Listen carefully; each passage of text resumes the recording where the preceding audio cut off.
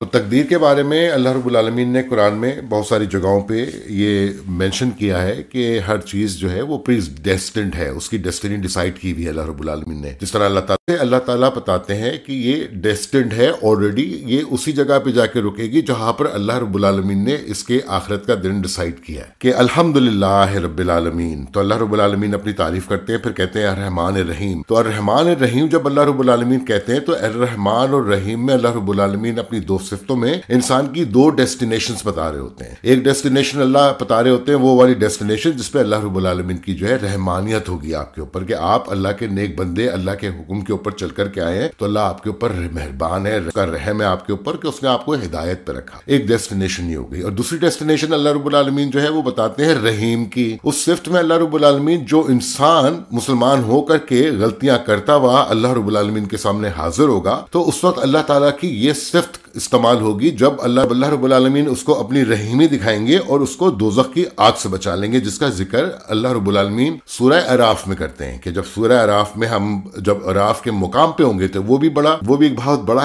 Crucial जगह है जहां पे अल्लाह ताला हमें बता रहे हैं हमारी डेस्टिनी, कि हमारी डेस्टिनी 3 जगहों पे हो सकती है कि हम सूरह अराफ के अंदर उस दीवार के ऊपर खड़े हुए जो कि बीच में है जो है, और वो राइट पे लोग हैं जो जन्नत में जा रहे हैं, और जो है एक लेफ्ट पे लोग हैं ये दोज़ख में जा रहे हैं। तो डेस्टिनेशन हमारी अल्लाह रब्बुल आलमीन यहां तक हमें कुरान में बता रहे हैं कि तुम्हारी शुरुआत होती है आदम अलैहिस्सलाम से और तुम आते हो इस मुकाम के ऊपर। अब इस मुकाम के ऊपर जब तुम सीधे हाथ पे हो तो अल्लाह रब्बुल आलमीन हो गया रहमान, और अगर तुम बीच में हो तो अल्लाह रब्बुल आलमीन हो गया रहीम, और अगर तुम तीसरी लाइन में हो तो उनके लिए तो अल्लाह रब्बुल आलमीन ने कोई सिफ्त लगाई नहीं रखी, वो तो जाए दोज़ख में रहे। तो ये 2 सिफ्तें यहाँ लगाते हैं अल्लाह रब्बुल आलमीन अपने सूरह फातिहा के अंदर। और फिर अल्लाह रब्बुल आलमीन आगे आके डेस्टिनेशन क्या बताते हैं हमें, मालिकी यौमिद्दीन, कि मैं आखिरत के दिन का मालिक हूं। बता दिया अल्लाह रब्बुल आलमीन ने आपको कुरान शुरू करते वक्त ही आपकी डेस्टिनेशन बता दी कि तुम ये जान लो कि मेरी वहदानियत क्या है, मेरी वहदानियत के बाद ये जान लो कि मेरी जो है सिफ्तें क्या है। तुम मेरी राह पे चलोगे, मुझे खुश रखोगे तो मेरी रहमानियत ही रहमानियत है तुम्हारे ऊपर, मैं तुम्हें हिदायत पे ही रखूंगा। और उसके बाद अल्लाह ताला कहते हैं रहीम, कि अगर तुम गलतियां करते टूटते फूटते कहीं भटकते पहुंच के आकर मेरे पास उस जगह पे खड़े हुए हो जिस जगह पे तुम्हें मेरी इस सिफ्त की जरूरत है, तो मैं वो भी तुम्हें देने के लिए तैयार हूं। तो अल्लाह रब्बुल आलमीन अपनी शान बताते हैं और फिर बताते हैं कि इस दुनिया को खत्म होना है। अब आती है बात कि अल्लाह रब्बुल आलमीन ने हमारी तकदीर किस तरीके से डिसाइड करी है, कि अल्लाह रब्बुल आलमीन एक प्रोड्यूसर हैं और एक डायरेक्टर हैं। तो उन्होंने अपनी एक मूवी प्रोड्यूस करी है और उनकी मूवी अल्लाह रब्बुल आलमीन ने पूरा उनका सेट उनको अशरफुल मखलूकात बना के और एहसन तकवीम में डाल करके इस सेट के अंदर डाल दिया अल्लाह।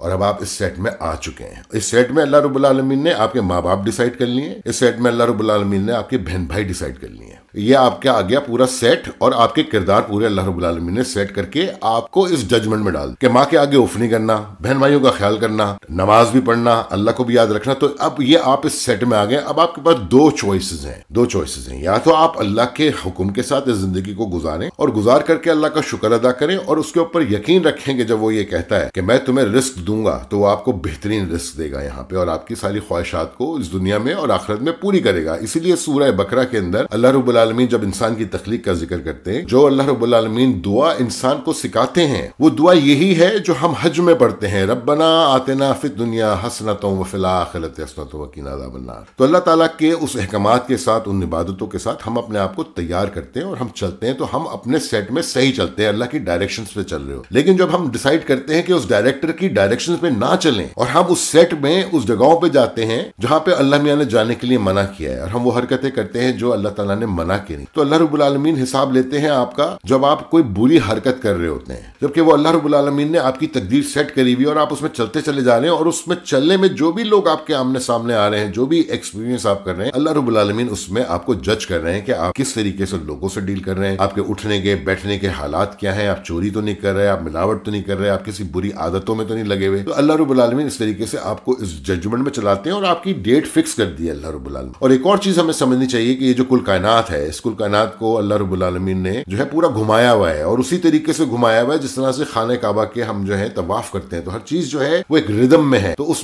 मोशन के अंदर अगर आप चल रहे हैं तो आप अल्लाह